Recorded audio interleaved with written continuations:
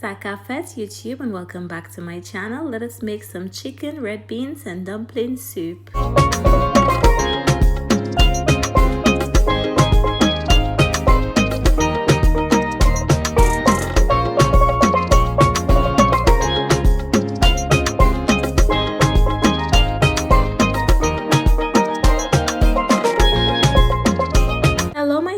It's so nice to have you back here in my kitchen for yet another amazing recipe. We're jumping straight into it. Over here I've got my beautiful pot. I'm gonna add in a little bit of oil. Once it heats up, I'm gonna add in some salted chicken that I had in the fridge for 2 days, and I seasoned it with just a bit of salt and some garlic and some ginger. Then I'm gonna put it in the pan to brown for about 10 minutes, and then we're gonna check on it. So after about 5 minutes, I went ahead to check on it. I did flip it over on both sides so that it can get some color on both sides. And then once that's done, I like to just go in with my kidney beans that's been boiling. I actually let my kidney beans boil this morning first thing. That way, once I'm ready to cook this recipe, it was already soft and ready to go. So yes, darlings, transfer the boiled kidney beans to the pan, and then we're going to put about half a pound of water.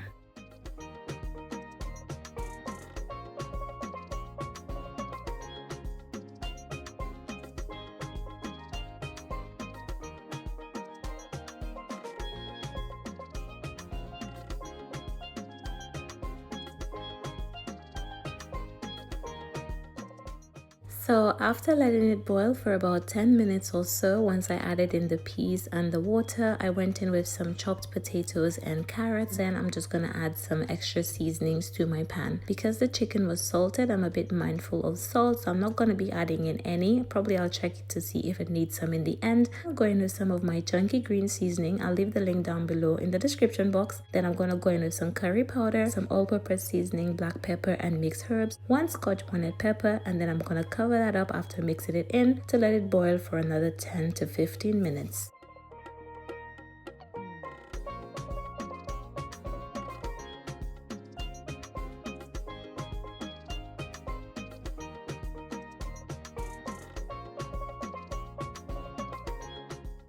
For my dumplings, very easy. I like to go in with some plain flour, a little bit of cornmeal, and a pinch of salt is optional. I'm just gonna go ahead and mix that up. The less water you add, the firmer your dough, and the more water, the softer your dough. I'm gonna go ahead and just mix it in well, and then once it's all fully combined, I like to just go ahead and let it rest. The dumplings taste so much better when you let the dough rest, so just make sure to let it rest for at least 10 minutes before adding it to your pot.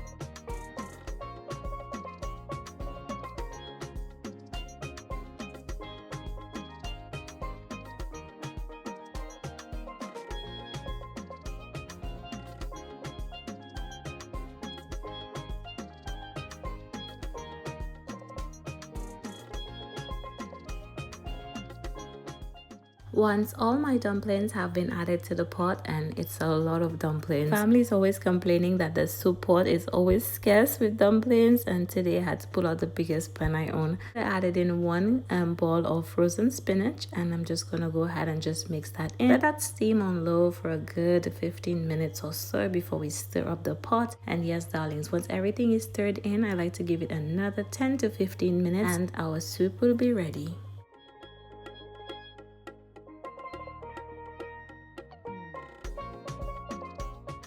So my darlings, after a total cook time of 1 hour and 15 minutes, it is cooked, it is ready, it is done. Wow, so beautiful. As you can see, the sauce has thickened up very nicely, and that is because some of the potatoes have crushed, and that has helped to thicken up the sauce. Okay, so yes, I'm gonna go ahead and turn off the heat after stirring it up well, remove the scotch bonnet pepper, and then just let it sit for a good couple of minutes. Am I the only one who does this? Whenever I cook dinner, I always turn off everything and give it a good 5 to 10 minutes before serving, just so all the flavors can settle. Let me know in the comments, am I the only one? But yes, my darlings, I'm gonna go ahead and let this rest for a bit, and then we're gonna serve it up. The most beautiful bowl of gorgeous soup. And mind you, it's an entire heat wave happening here in the UK, you know, but I'm here bubbling soup. You see that? But yes, darlings, I really hope you enjoy the recipe. Try it soon. Let me know what you think about it. It has been a pleasure having you here, of course, and I can't wait to see you in my next one. Thank you for watching.